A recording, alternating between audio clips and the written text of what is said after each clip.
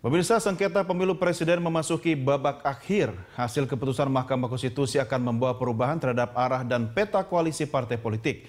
Untuk membahas bagaimana dampak dari babak akhir sengketa Pilpres, telah hadir bersama kami ahli hukum tata negara Bambang Eka Cahya dan juga bersama saya mantan hakim Mahkamah Konstitusi Marwarar Siahaan.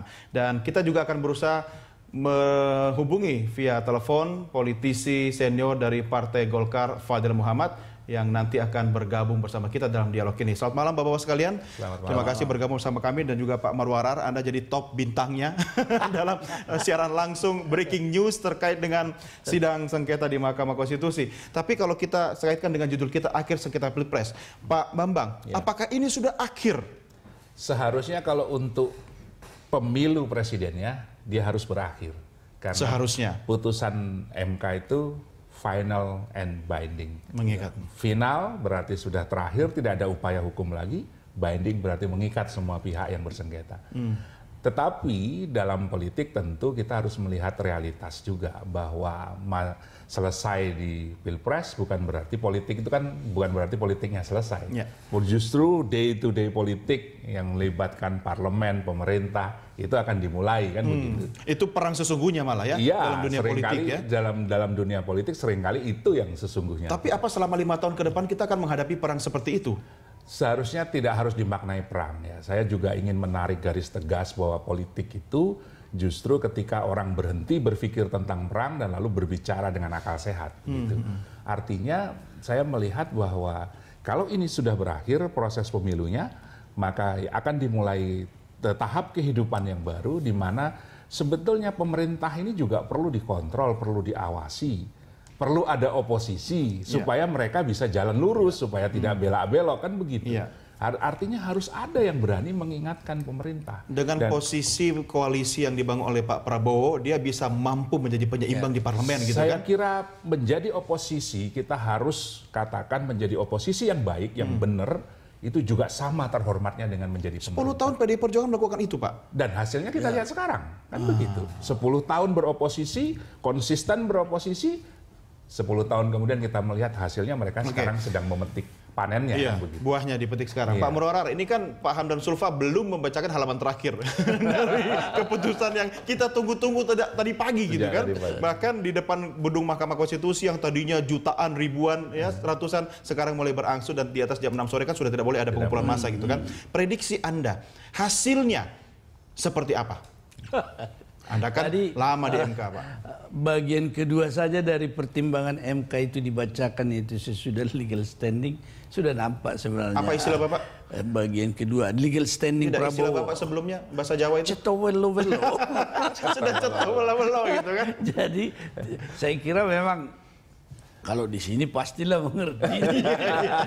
Kalau saya ditanya, nggak tahu saya apa itu. Tapi pokoknya itu sudah jelaskan dari awal juga. Kita sudah melihat sejak membaca permohonan, kemudian mencoba menaksir konsistensi dalam permohonan itu sendiri. Sudah tampak jelas bahwa memang apa yang dipersoalkan dengan angka selisih angka adalah yang diperoleh itu pasti dikasih pun ini semua tidak kena gitu. Di frasa mana Pak Marwarar Anda merasa semakin yakin bahwa ini semakin ceto gitu? Karena ada beberapa hakim yang sudah bergantian membacakan tadi gitu kan, walaupun belum final tapi memang ada beberapa hal yang kita bisa ambil kesimpulan dini gitu kan bahwa sudah ketahuan nih arahnya, cetonya ini. Ya di bagian ketika MK mengatakan bahwa tidak mampu pemohon menguraikan secara detail kecurangan-kecurangan yang didalilkan, wah sudah tak ada lagi saya kira. Itu kata kuncinya. Karena kalau dari sudut kuantitatif di permohonan itu sudah bisa kita lihat toh, tetapi pemohon kan bersikeras bahwa tidak bisa halnya sebagai mahkamah kalkulator kita mau melihat dari sudut konstitusionalitas pemilu itu dari peristiwa-peristiwa pelanggaran yang terjadi. Dijawab dengan begitu kita sudah, saya kira udah selesai. Nggak bisa langsung dibaca halaman terakhirnya aja, Pak. Nunggunya lama sekali. Kalau saya dulu waktu hakim pengadilan negeri sering juga begitu. Cuma bedanya nih kasus Pilpres. Ini berbeda kan. Kalau di pengadilan negeri itu kan ini menyangkut kepentingan pribadi. Tapi bisa nggak, Pak, itu dilakukan oleh hakim untuk memilih membacakan pada bagian final atau terakhir Saya kira agak sulit ya, karena memang juga dia harus mencoba membuka seluruh pertimbangan itu, bukan hanya kepada pihak di sini pasangan nomor satu, nomor dua, tetapi kalau di Mahkamah Konstitusi itu adalah kepentingan publik. Kadang-kadang satu orang saja yang mengajukan judicial review, tapi itu karena putusan MK itu erga omnes menyangkut semua, dia agak pasti menghindari itulah. Tetapi memang dua bagian besar dari putusan itu, satu tentang fakta itu statement of facts, satu lagi mengenai hukum, pertimbangan hukum. Kalau ini bisa kita langkahi karena ini semua sudah dibicarakan di persidangan kan. Kita bisa langsung ke pertimbangan hukum. Tapi bagus juga Pak Bambang ya. Kenapa? Karena itu takes time kan, makan waktu. Jadi orang yang demo dari pagi sudah bubar duluan.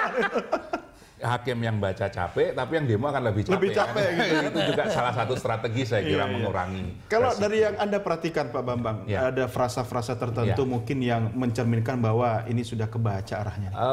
Dalil-dalil yang diajukan pemohon, terutama kubu Prabowo Hatta itu yang paling penting menurut saya kan DPKTB, kemudian pemilu noken di Papua, kemudian membuka kotak suara, itu semua sudah dijawab oleh mahkamah dan semua dianggap masih dalam koridor konstitusional. Berarti kalau mereka ingin mempersoalkan konstitusionalitas dari pemilu presiden itu sudah terpatahkan. Gitu.